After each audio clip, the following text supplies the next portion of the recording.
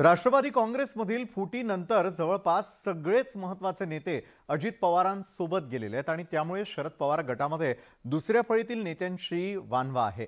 याच पार्श्वभूमीवर शरद पवार गटाकडून रोहित पवारांना पुढे केलं जाण्याची शक्यता नाकारता येत नाही। अजित पवारांच्या बंडामुळे राष्ट्रवादीत उभी फूट पडली आहे।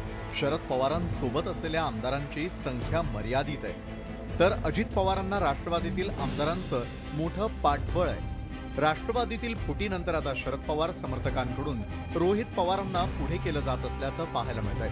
सध्या सुरू असलेल्या पावसाळी विधिमंडळ अधिवेशनात रोहित पवारांनी विविध मुद्द्यांवरून राज्य सरकारची कोंडी करण्याचा प्रयत्न केला, त्यामुळे सभागृहात पुतण्याविरुद्ध काका असा सामना रंगल्याचं पाहायला मिळालं होतं।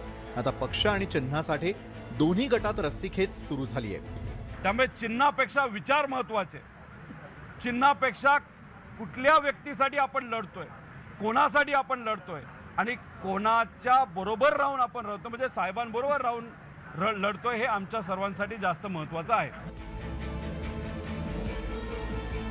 कर्जत जामखेड विधानसभा मतदारसंघातील MIDC प्रकल्पावरून रोहित पवारांनी आंदोलनाचा पवित्रा घेतला होता। त्यावरून अजित पवारांनी पुतण्या रोहित पवारांना कानपिचक्या दिल्या होत्या। निवेदन दिल्यानंतर त्या MIDCचे चेअरमन आणि राज्याच्या उद्योग मंत्र्यांनी पत्र दिल्यानंतर त्याची गंभीरतेने नोंद घ्यायला पाहिजे।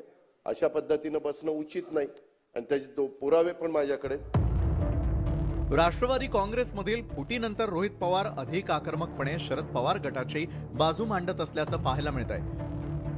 खरं तर अजित पवारांच्या बंडापूर्वी शरद पवारांनी पक्षात भाकरी फिरवण्याची वेळ आली असल्याचं सांगितलं होतं।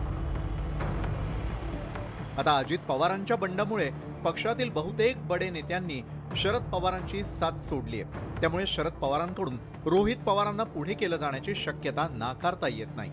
विनोद राठोड, न्यूज 18 लोकमत, मुंबई।